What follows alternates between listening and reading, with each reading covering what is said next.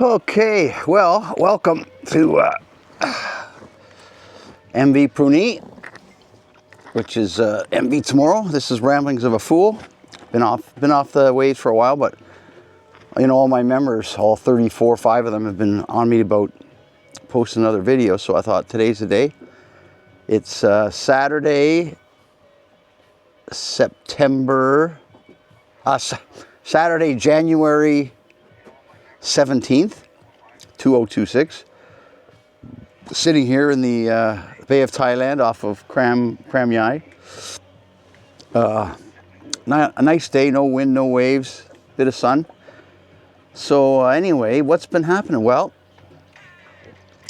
interesting month and a half. I made a trip back to Canada for Christmas, which I haven't been back in Christmas for over 20 years. I went back to visit my family there, my son, my daughter, met my brother, met a whole bunch of people. And as usual, it was always, you know, exciting. Before I went, I got sick with another infection in my gums that I had to get immediately treated, which I did. And then got that under control, went to Canada. After 3 days of being there, came down with a nasty fucking virus, flu or whatever. My glands were swollen to the size of fucking walnuts. I couldn't even swallow. That was my whole vacation. But, and then, we talk about accidents, then I got back to Thailand, and then I cracked my head open at Ocean Marina and had to go to the hospital to get stitches. So it was like bang, bang, bang, 3 in a row. Oh, and then I went to the dentist and found out I got a cavity in my fucking wisdom tooth.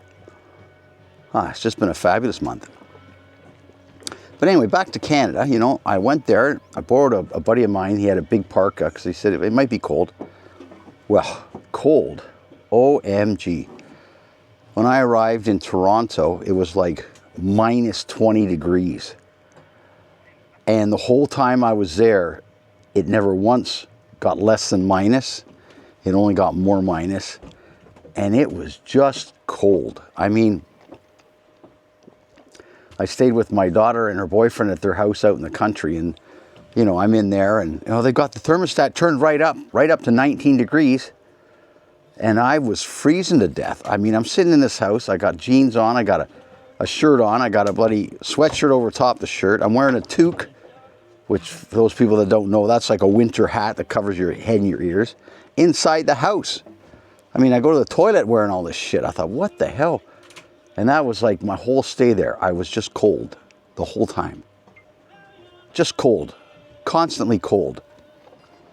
But a couple interesting things when I was there. You know, here in Thailand, if you go to like along the highway or any road, and you go to a PTT station, which is a gas station, and then they usually have a 7-Eleven or something like that. Well, if a 7-Eleven is attached to a gas station, they're not allowed to sell alcohol, okay? So if it's just a 7-Eleven in the middle of town, they can sell alcohol.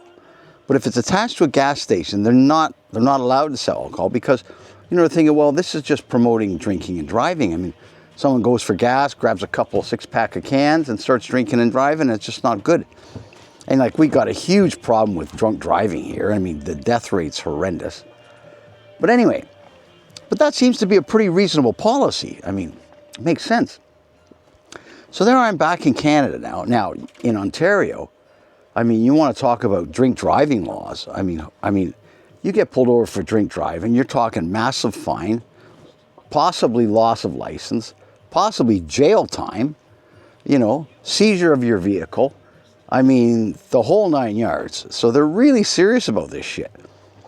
So we're driving from Ontario to Quebec to visit my son, and along the main highway, big highway, right? At some points it's got like, I don't know, 20 lanes or something. We pull in, and they've got like in Thailand, you know, every once in a while they got these, they're called en route, which is like you pull in, it's got like some food, gas station, all that stuff.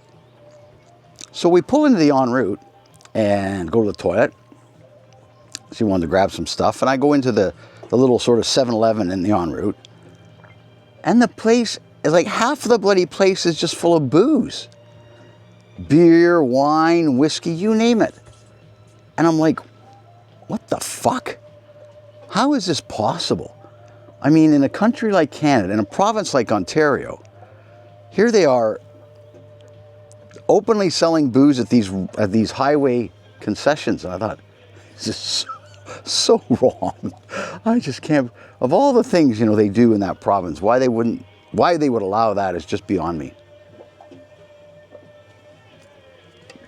Speaking of booze, this is not Heineken. This is Heineken Zero. Because prior to my vacation and during my vacation after,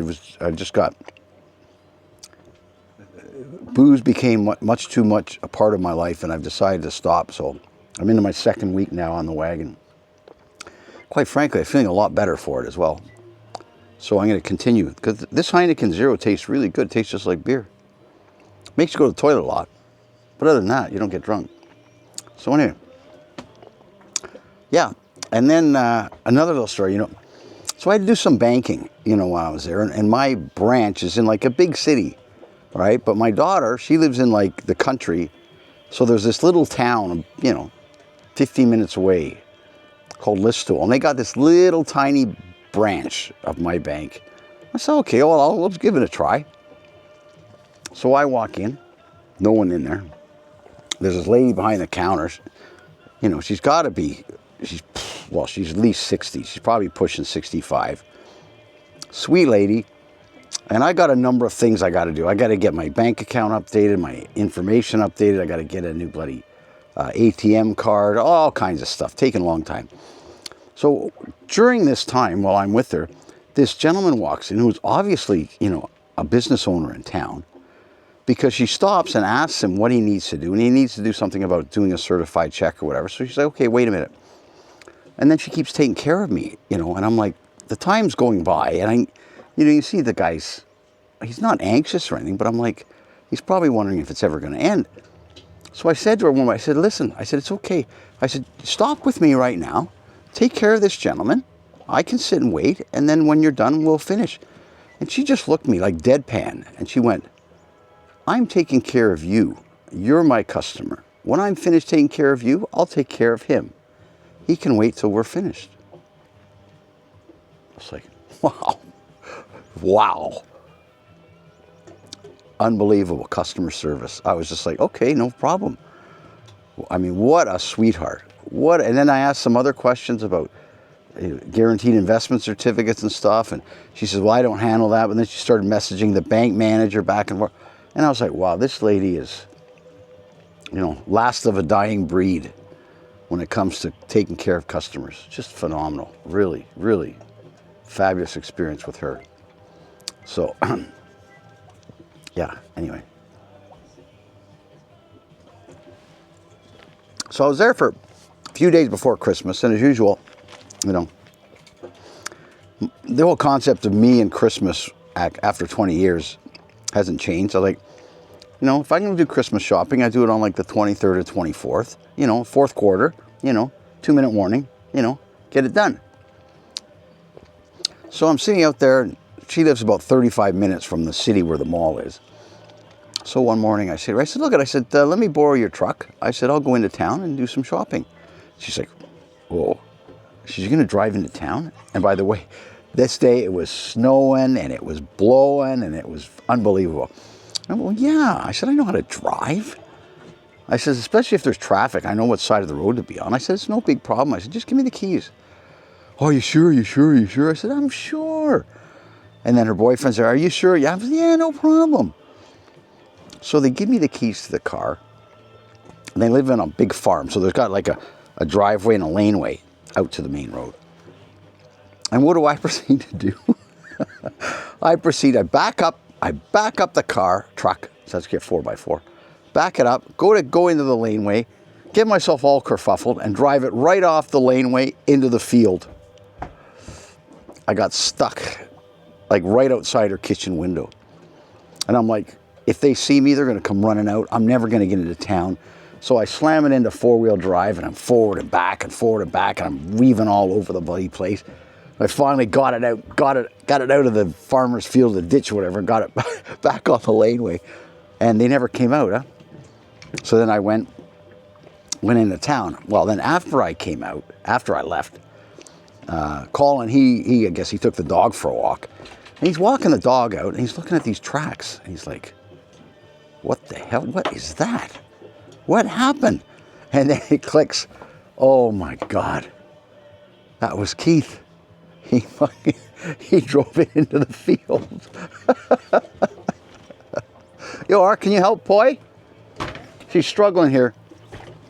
So yeah, that was that was quite and it was fun driving into town. And then I don't know how to get there, and my Google Map I lose signal, so I get lost a little bit. It was quite a harrowing experience, right? So yeah, but it was fun. Yeah, I had good fun. I had a great time there. I'm upset with myself that I got sick. I mean, I could barely swallow at one point. It was so bad, but anyway, I had a really good time. Had a good time with my son. We went to Quebec.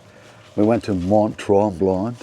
You know, walked around Mont Tremblant, where all the that's where all the skiers go. All the big famous people go. And it was cold. And I didn't have mittens on, so I got my hands stuck in my pockets, looking like a real jerk walking around. But it was good. I had good time. Oh, anyway. I said it was a great time there. And then coming back, it was even a worse snowstorm. I mean, the bloody highways were closed, road closures. My flight's at 8 o'clock. The guy comes and picks me up early because we were worried about not getting there on time.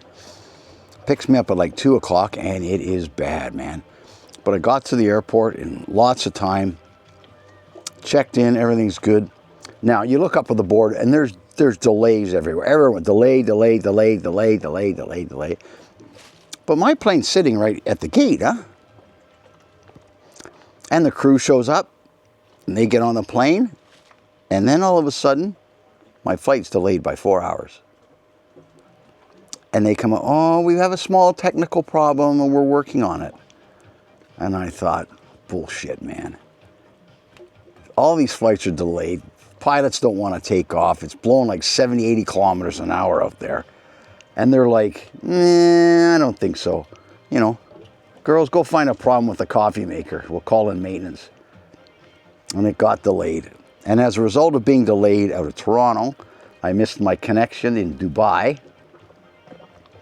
So, but they checked me on the next flight, and that was quite good. On the way from Dubai, unbelievable. From Dubai, not Dubai. Dubai, huh? Not Dubai. Where was it? Not Dubai. Oh, I can't remember where it was. Qatar. Doha. The flight back from Doha, you know, sometimes I flip-flop between English and Thai, you know, when I'm talking. So the stewardess comes up to me and asks me a question. I'd say something in Thai, and she looks at me and she goes, you speak some Thai? I said, yeah, a little bit. She goes, oh, I'm from Thailand. She says, all us girls up here are all Thai. I went, you're joking me. I said, what, you just fly this Doha, Bangkok, back again route? She goes, yeah. She says, we have 7 flights a day on A380s. I went, 7 flights a day from Doha to Bangkok on A380s? Oh my God. Why didn't you just bring the line in? Oh, laiwa. Anyway, I'll stop right now. We got a problem here. You know, Houston, we have a problem. I'll get back to you though. Don't worry. I read this funny thing. It's called the law of multiplicative idiocy. And it relates to people in meetings and companies. And, you know, it says, you know, basically look at from time to time, you know, you'll get into meetings where there's more than one person that's not quite there, you know. You know, I don't want to say they're an idiot, but, you know, they're really not there. And, you know, people think, you know, if you get a couple of these people in a room, like, you know, a couple of half-wits, that it's okay because a half-wit, you know, will equal a full wit. And, you know, you'll get stuff done and things will progress. But the fact of the matter is, that's not how it works. It's not additive, it's multiplicative. So if you get, you know, a couple of half-wits in a meeting, you end up with a quarter-wit. And, you know, the more of these half-wits you get into a meeting, you can see what happens. So, you know, you know, that's why it's important to make sure you focus on getting the right people in meetings, because you know, it's not additive, it's multiplicative, you know. And you know, you get enough of them in a room, they start, as the article said, mating like a bunch of coked up hamsters. You know, don't let the hamsters win. You know, cut down the half-wits to zero and you'll be better off for it. It's not my management philosophy, it's just something I read. I thought it was pretty cool.